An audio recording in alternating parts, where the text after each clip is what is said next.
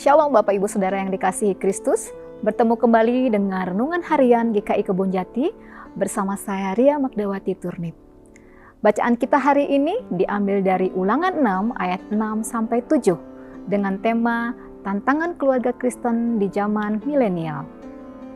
Perkataan ini yang kuperintahkan kepadamu pada hari ini haruslah engkau perhatikan. Hendaklah engkau mengajarkannya dengan tekun kepada anak-anakmu dan membicarakannya apabila engkau duduk di rumahmu, apabila engkau dalam perjalanan, apabila engkau berbaring, dan apabila engkau bangun. Bapak Ibu, Tuhan memiliki rencana bagi keluarga yang Tuhan bentuk. Alkitab mengawali kisahnya dari sebuah keluarga di Taman Eden. Namun, berapa banyak yang memahami rencana ilahi bagi institusi yang dibentuk oleh Allah ini? Banyak masalah yang dihadapi di dalam sebuah keluarga dan membuat keluarga itu retak. Ternyata hal ini bukan hanya terjadi di dalam keluarga yang belum mengenal Tuhan, tetapi ternyata terjadi juga di dalam keluarga yang mengenal Tuhan. Salah satu tokoh di dalam Alkitab yang sangat terkenal dan fenomenal dan ternyata memiliki masalah di dalam keluarganya adalah Daud.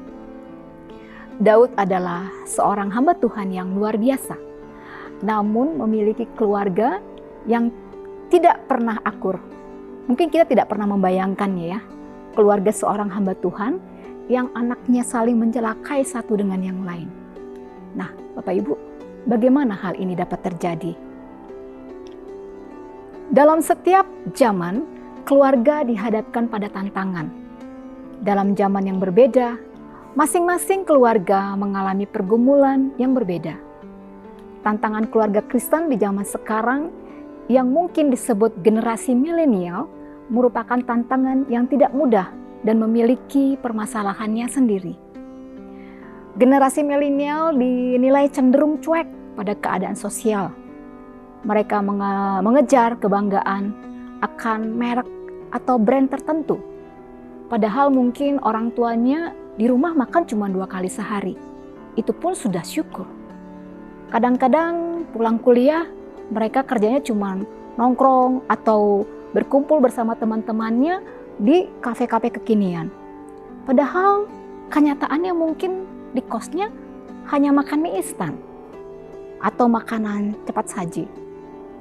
Kemudian mereka juga kadang-kadang mempunyai sifat yang cuek. Yang penting eksis di media sosial. Yang penting followernya banyak. Dan sekolah atau kuliah cuma jadi ajang sebagai pamer harta orang tua mereka. Untuk yang punya tentunya. Dan juga perjuangan untuk yang mungkin kita pernah dengar. Ya, BPJS. Bukan untuk kesehatan, tetapi kadang-kadang kita dengar istilah BPJS itu adalah budget pas-pasan tapi jiwanya sosialita. Nah, ini yang terjadi kepada anak-anak zaman sekarang. Mereka juga cenderung cuek terhadap perkembangan politik dan ekonomi. Setiap pemilu kadang-kadang cenderung tidak akan memilih atau golput. Cenderung meninggalkan nilai-nilai budaya dan agama. Mengejar nilai-nilai kebebasan, hedonisme, kemudian parti dan juga mungkin bahkan pergaulan bebas. Nah, Bapak Ibu sekarang, kita tahu bahwa anak-anak generasi milenial tidak lepas dari teknologi. Kecanggihan teknologi membuat anak-anak lebih mudah untuk mengakses semua hal dan hal ini akan membawa pengaruh yang cukup besar bagi perkembangan kejiwaan mereka, gaya hidup mereka, dan bahkan spiritual mereka. Teknologi menjadikan hidup manusia memang makin mudah, cepat, dan tanpa batas. Manusia bisa menjadi pribadi yang mandiri dalam belajar, sebab dengan gampangnya dan dengan mudahnya mereka bisa mencari dengan mesin pencari, contohnya seperti Google, dan mereka bisa belajar banyak hal. Ya, mungkin disitulah letak sisi positifnya. Namun tidak bisa dipungkiri pula bahwa perkembangan sangat cepat ini telah menimbulkan suatu kejutan budaya bagi orang Indonesia. Dari perspektif spiritualitas, berikut hal-hal yang perlu kita waspadai. Yang pertama adalah individualisme iman. Bapak Ibu, di Jepang muncul satu fenomena yang namanya hikikomori. Ini adalah merujuk pada orang-orang yang menjauhkan diri dari lingkungan sosial.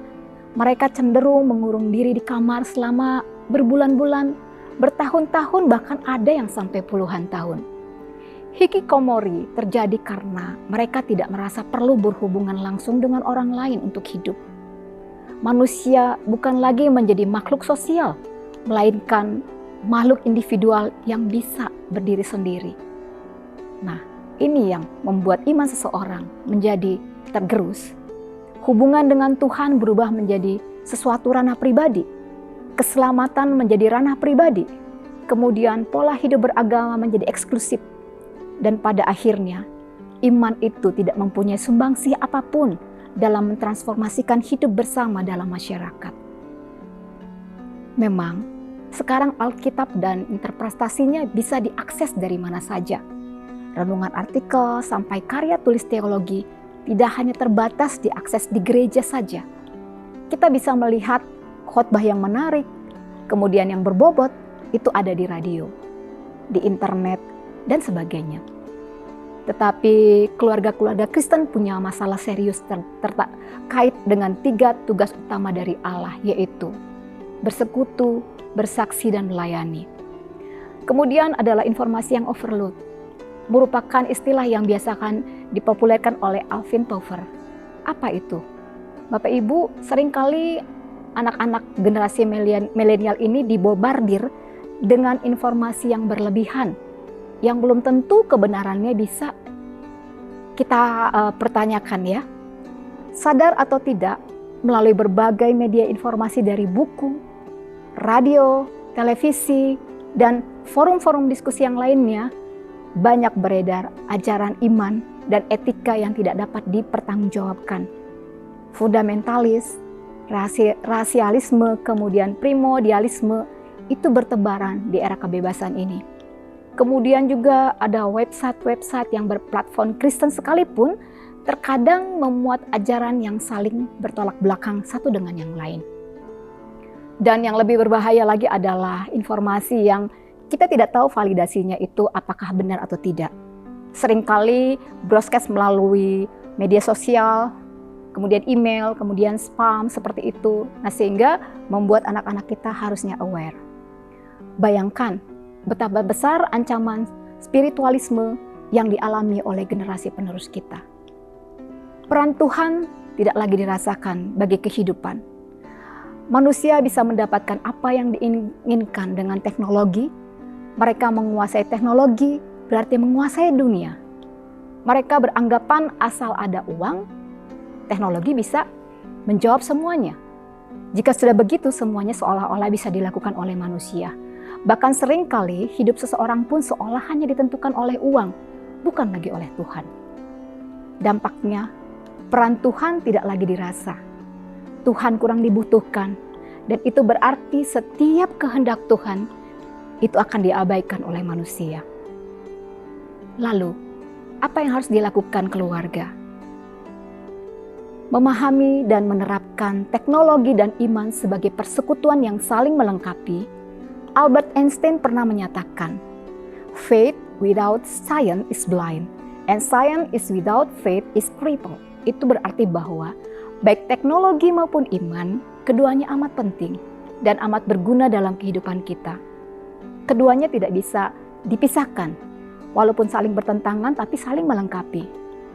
Alkitab sendiri menyatakan bahwa kepada manusia, Tuhan memberikan mandat budaya dan mandat natural untuk menguasai alam ciptaan Tuhan dan menaklukkannya.